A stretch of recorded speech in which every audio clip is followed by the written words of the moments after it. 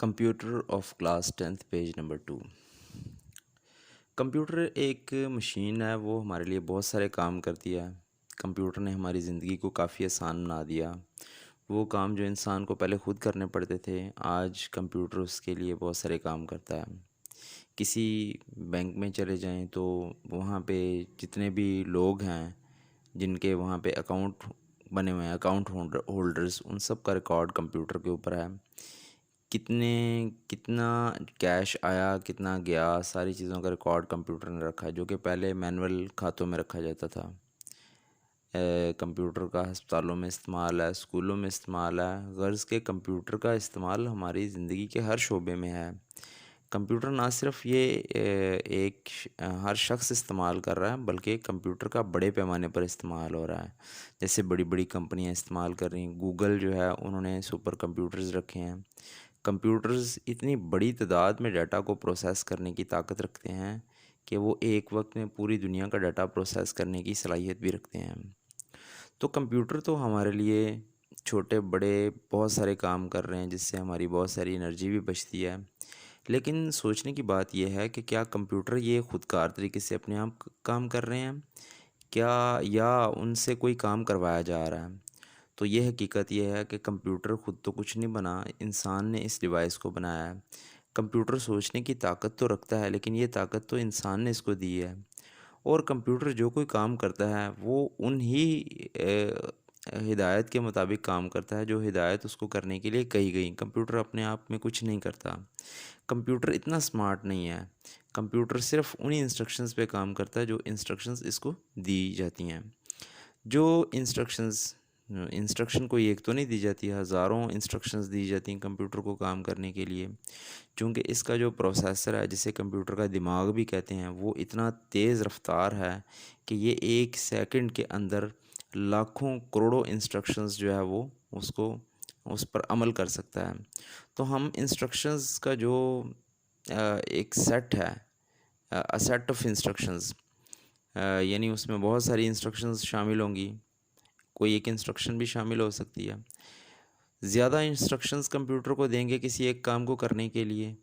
एक काम को करने के लिए एक इंस्ट्रक्शन तो नहीं चाहिए होती। तो एक काम कई फेजेज़ में कंप्लीट होता है, छोटा या बड़ा। तो उसके लिए जो इंस्ट्रक्शंस दी जाती हैं, वो सारी इंस्ट्रक्शन का सेट प्रोग्राम कहलाएगा, और उसे सॉफ्टवेयर भी कहते हैं।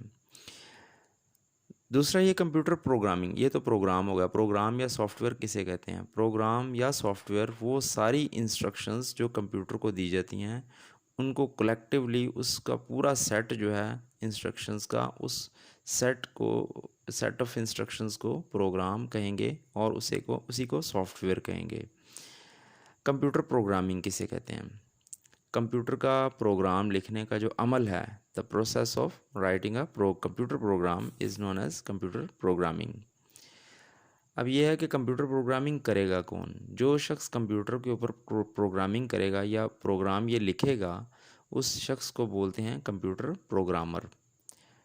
अच्छा, कंप्यूटर को जो दी जाने वाली इंस्ट्रक्शंस हैं, ये उर्दू या इंग्लिश के सेंटेंस की तरह की इंस्ट्रक्शंस नहीं हैं कि जिसमें सब्जेक्ट, वर्ब और ऑब्जेक्ट होता है।